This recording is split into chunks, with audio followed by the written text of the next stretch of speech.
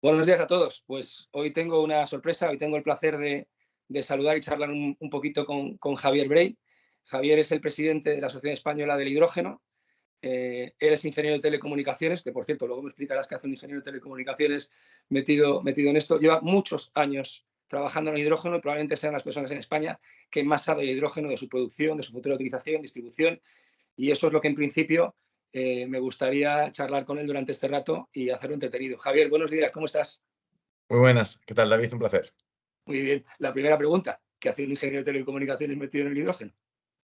Bueno, quizá la respuesta es que llevo mucho tiempo. Yo empecé a trabajar en sistemas de control para plantas de energía e inmediatamente después la primera planta con la que estuve trabajando fue una planta relacionada con el hidrógeno, ¿no? Una planta que utilizaba hidrógeno para producir energía eléctrica y esto fue en el año 98. Entonces acá, pues llevo 25 años trabajando en el tema, incluyendo pues la elaboración de una tesis doctoral en 2015 relacionada con el hidrógeno o pues la docencia en la universidad impartiendo precisamente pues un máster de tecnologías del hidrógeno. En la Universidad de Loyola, si no me equivoco, ¿no? En Loyola, efectivamente. Bien, fantástico, fantástico. Bueno, pues como hablábamos cuando estábamos preparando antes la entrevista, si te parece, vamos ahí. Primero, de lo general, que es el hidrógeno, de dónde sacamos el hidrógeno, cuánta energía hace falta, y luego nos iremos moviendo un poco al final hacia la movilidad, que como me decías tú, muy probablemente sea un poco la piedra angular de todo el proyecto de hidrógeno en el corto y en el medio plazo, ¿no? A ver, hidrógeno, queremos hidrógeno. Todo el mundo dice, bueno, el hidrógeno es el elemento más común en el universo, pero no es fácil de conseguir el hidrógeno, ¿no, Javier? Bueno, el hidrógeno, para empezar, se conoce desde hace muchísimo tiempo. El hidrógeno no es nada nuevo, el hidrógeno se conoce desde hace más de 200 años y desde la década de los 40 del siglo XX, es decir, estaríamos hablando desde hace unos 80 años, el hidrógeno se utiliza para usos industriales, se utiliza para producción de metanol, de amoníaco, para refino de petróleo. Todo este hidrógeno industrial que hemos venido utilizando se producía tradicionalmente desde combustibles fósiles, desde gas natural, desde carbón. Entonces cogíamos combustibles fósiles, producíamos hidrógeno y lo utilizábamos en la industria. Estos han sido los usos industriales del hidrógeno. Como digo, desde los últimos 80 años, ¿no? Y es un negocio que mueve pues 160 miles de millones en el mundo de euros. Es decir, es un negocio, bueno, es un negocio de la industria química. Sin embargo, el hidrógeno presenta dos características más.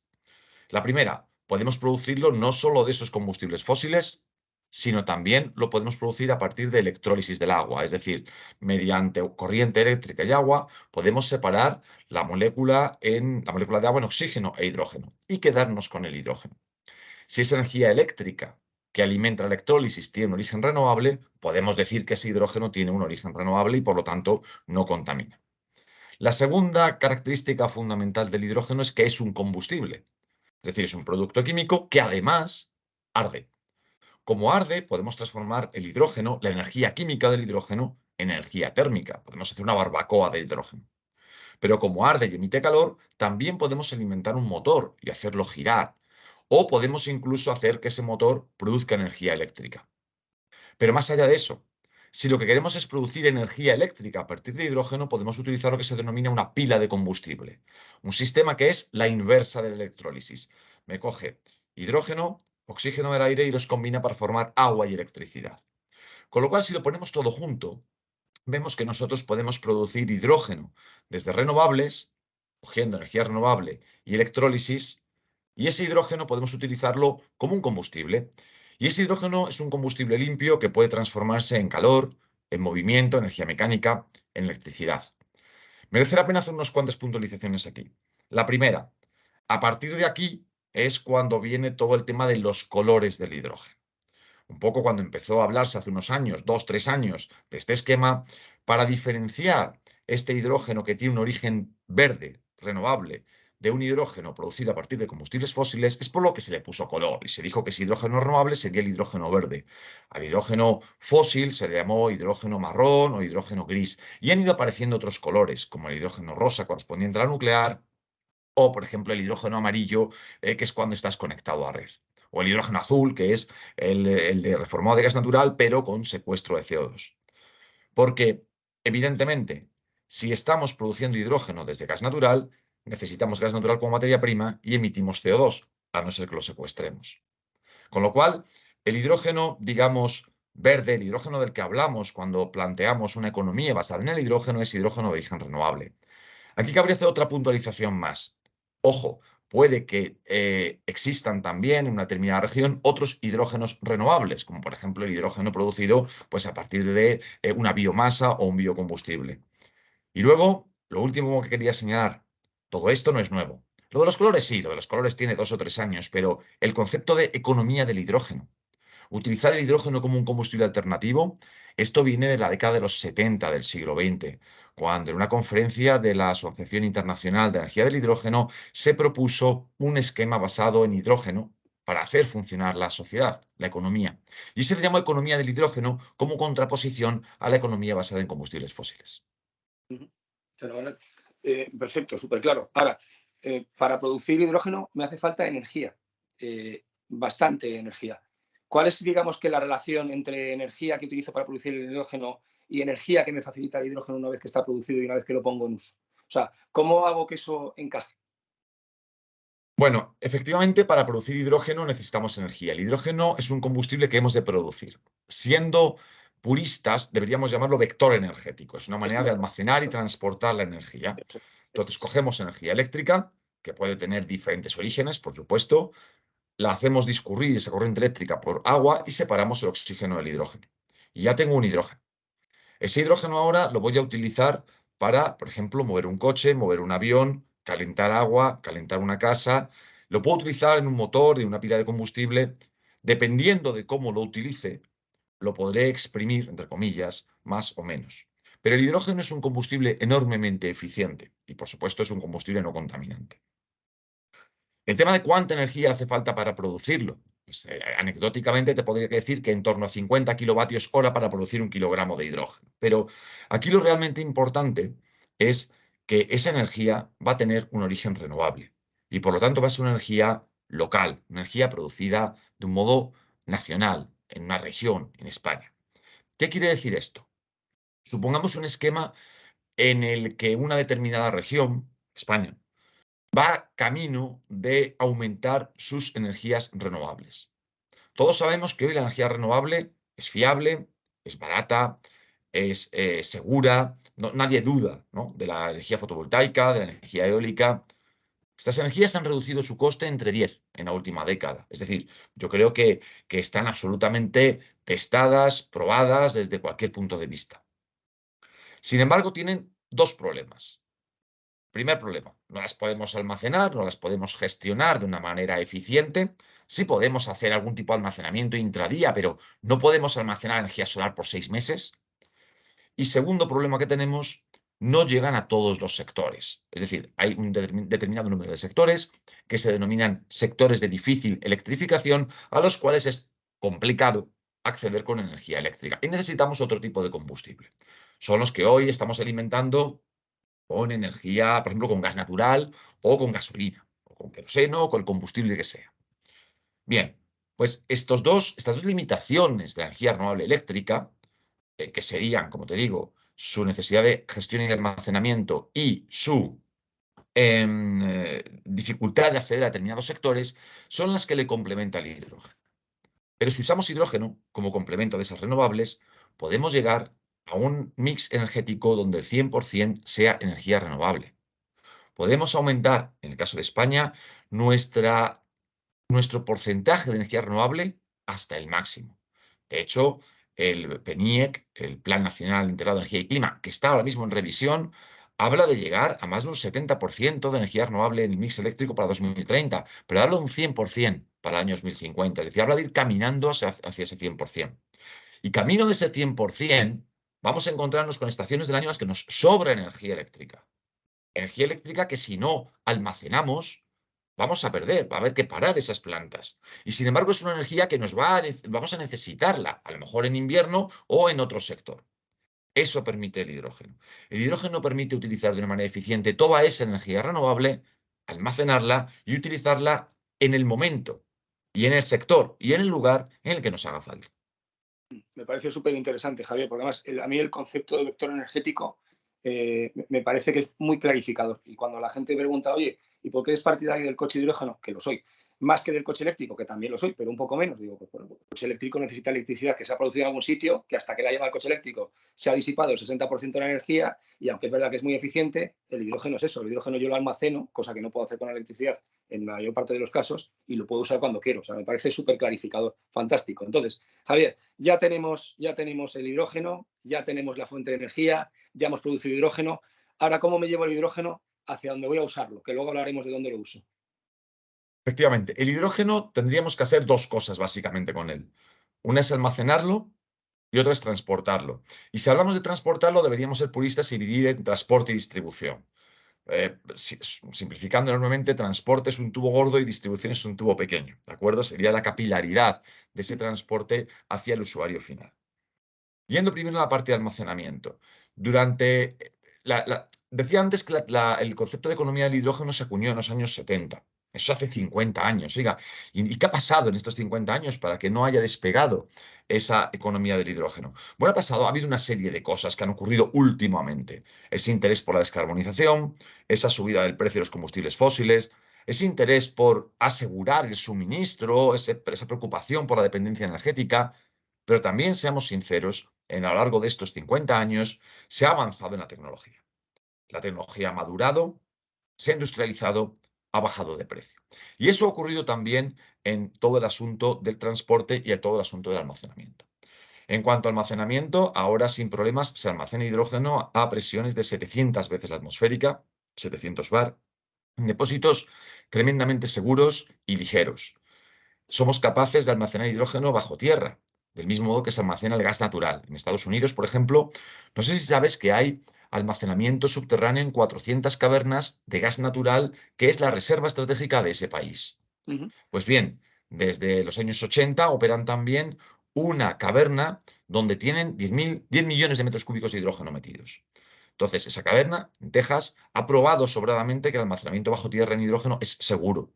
Ya digo que son 40 años sin ningún tipo de incidente.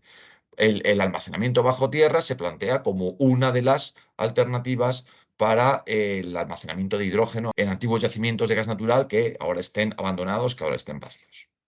Con lo cual, el tema del almacenamiento, tanto si es en gran escala como si es en aplicaciones, está superado. Pasemos ahora a la parte de transporte y distribución. Evidentemente, el hidrógeno es un gas diferente del gas natural y por lo tanto requiere de una red de transporte y distribución distinta. La red, lo que sería toda la red, per se, no vale para transportar hidrógeno. Habría que ir elemento a elemento, considerando tubería a tubería, brida a brida, medidor, sensor, lo que hay en la red. Cuando hablamos de la red de gas natural, es una red muy amplia. Y, por ejemplo, incluye pues, los equipos que tenemos en nuestros domicilios y que consumen gas natural. Esos equipos no podrían mañana consumir hidrógeno. Con lo cual hay que ir viendo cómo poco a poco se va sustituyendo esa red por una red que sea compatible con hidrógeno. Esto se hace de una manera gradual. Esto no se hace de hoy para mañana. Por ejemplo, la Unión Europea ha dado la recomendación de que las instalaciones que se vayan haciendo de red de transporte de gas natural en la Unión Europea sean compatibles con hidrógeno. Y por eso ha acogido también los anuncios españoles de la unión con Portugal y la unión con Francia, o la posterior unión de Alemania, etc. Es decir, los países, los Estados miembros, lo que plantean es empezar a tejer una red que sea compatible con hidrógeno. Todo esto no es algo nuevo. Todo esto ahora mismo puede que haya gente que esté pensando que esto es una labor titánica o que esto tiene un coste enorme o que esto va a llevar muchísimo tiempo. Durante todo el siglo XX, prácticamente, nosotros utilizamos gas ciudad para alumbrarnos. No utilizamos gas natural. En nuestra casa, en las casas de nuestros padres, lo que llegaba era gas ciudad, un gas sintético que se producía en determinadas fábricas en las ciudades y que se distribuía en la propia localidad. Y este gas era distinto del gas natural. Luego, en los años 60 del siglo pasado, empezamos a importar gas de Argelia. Quiero recordar que en el año 67 llegó el primer barco y este gas natural poco a poco empezó a sustituir al gas ciudad. Pero no se hizo en toda España a la vez. Fue una transición gradual, se fueron sustituyendo primero los equipos, luego otras redes, hasta que al final, ahora mismo, todo el mundo utiliza gas natural. Fíjate si fue la transición suave y no dramática, que durante mucho tiempo la gente seguía llamándolo gas ciudad. A mí me llega el gas ciudad, te llega el gas ciudad, pues yo utilizo butano. y ya no era gas ciudad lo que le llegaba a esa persona por la tubería, era gas natural, pero eso había sido al final transparente para el usuario. Entonces, lo mismo va a ocurrir con esto, va a ser una transición suave, de repente nos daremos cuenta que empiezan a vender equipos que son compatibles con hidrógeno. Oye, mira qué curioso que ahora venden en este o aquel establecimiento un sistema de un calentador de agua que funciona con hidrógeno, pero yo no me lo voy a comprar porque yo todavía no tengo hidrógeno en mi casa. Pero a lo mejor llega un momento que ya te lo compras porque ya puedes acceder al hidrógeno en tu casa. Es decir, vamos a tener una transición gradual. Desde el punto de vista tecnológico o técnico, no hay problema en esa transmisión de hidrógeno. Las primeras tuberías de hidrógeno tienen unos 80, 90 años y creo recordar que son de unos 250 kilómetros, están en el norte de Europa y durante este tiempo, durante estas décadas, no han tenido ningún problema. Ahora mismo en el mundo hay más de 4.000 kilómetros de tuberías de hidrógeno y funcionando perfectamente. Con lo cual, como te digo, no es un tema técnico, es un tema que evidentemente lleva tiempo, esa transición, y que, bueno, pues la iremos viviendo a lo largo de la próxima década.